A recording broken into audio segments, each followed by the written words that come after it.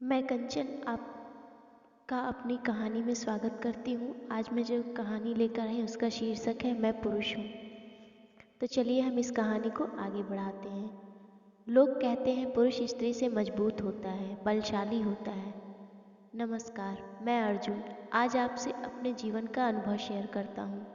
लोग कहते हैं कि पुरुष होना गर्व की बात है। घर में यदि पुत्र का जन्म हो तो लोगों को एक शक्ति की अनुभूति होती है, और वहीं अगर बेटी होती है तो अजीब से नरकीय जीवन का। संपूर्ण जीवन मेरे घर में मुझे गलतफहमी में रखा गया कि मैं पुरुष बलशाली हूँ, क्या खाक ताकतवर हूँ। ये सिर्फ प्रकृति की और औरों की तरह मात्र एक सामान्य सी रचना। मैं एक अधिकारी था और मेरा विवाह एक जज की बेटी से हुआ। अच्छे खासे दहेज में बिका हुआ था। जब विवाह हुआ तो मैं सोच में डूबा हुआ और मन हजार तरह की भावनाएं उठती थीं।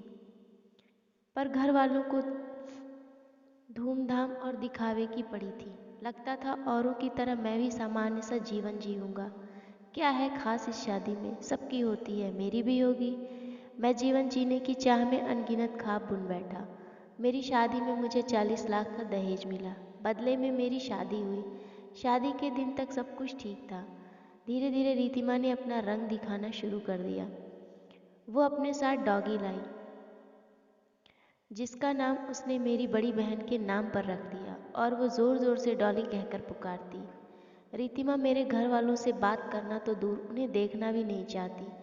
मेरे घर में हम लोग एक संपन्न परिवार से थे, पर शिक्षा के मामले में उसका परिवार मेरे परिवार से काफ़ी आगे। वो स्कर्ट जींस गांव में पहनकर घूमती थी, और विशेषकर वहाँ ज़रूर जाती जहाँ मेरे पिताजी और बड़े भाई जाते थे।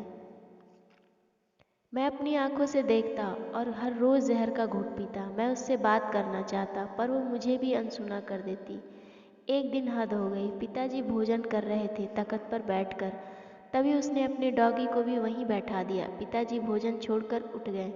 हमारा रहन सहन गांव का है, इसलिए गांव के नियम को तो आप जानते ही हैं। मेरी माँ की आंखों में आंसू आ गए। एक दिन गांव में रामलीला चल रही थी।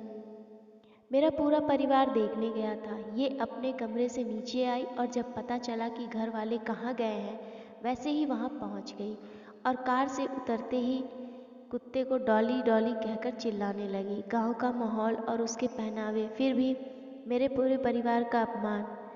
रीतिमा बेहद जिद्दी थी। उसका जो जी चाहता वो वही करती, और फिर पूरा परिवार मुझे घूरता। समझ ही नहीं आता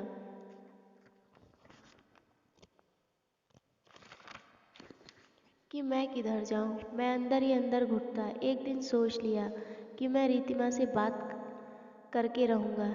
मैं जब घर आया तो वो टीवी का साउंड तेज कर देती। मैंने टीवी बंद किया और बात करने की कोशिश की। उसकी हरकतों की वजह से मेरे भी मन में कोई जगह नहीं थी। फिर भी मैंने पूछा कि रीतिमा तुम क्या चाहती हो? रीतिमा ने टेढ़े अंदाज में बोला, आपको मतलब?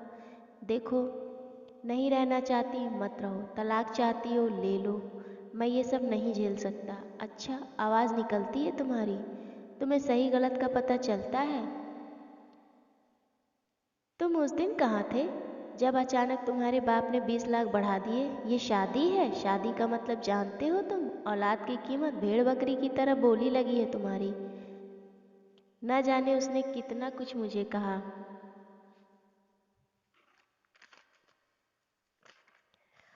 और अपमान भरे तंज कसती रही। एक पल के लिए तो यूं लगा कि उसके पैर पकड़ लूं और बोलूं, बस करो, ले जाओ अपने सारे पैसे, मुझे अपनी गुलामी से आज़ाद करो। पर पुरुष का अभिमान झुकने नहीं देता। पिताजी की गलती से क्या हो गया।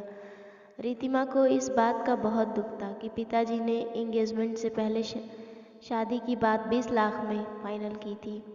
तो अचानक 20 लाख और क्यों? कहाँ से पापा ने इतना अरेंज किया?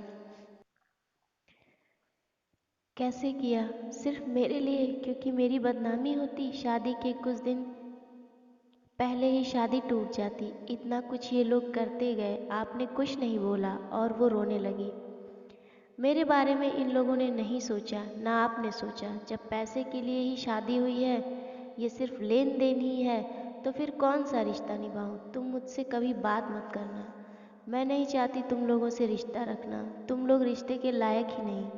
तुम तो बिल्कुल ही नहीं। रितिमा के मन में चिढ़ से नफरत की जगह ने ले ली। मैं अपने रिश्तों को कैसे ठीक करूं समझ नहीं आ रहा। आशा है इस कहानी को सुनने के बाद आप लोग ऐसा नहीं करेंगे। प्लीज़ मेरे वीडियो को सब्सक्राइब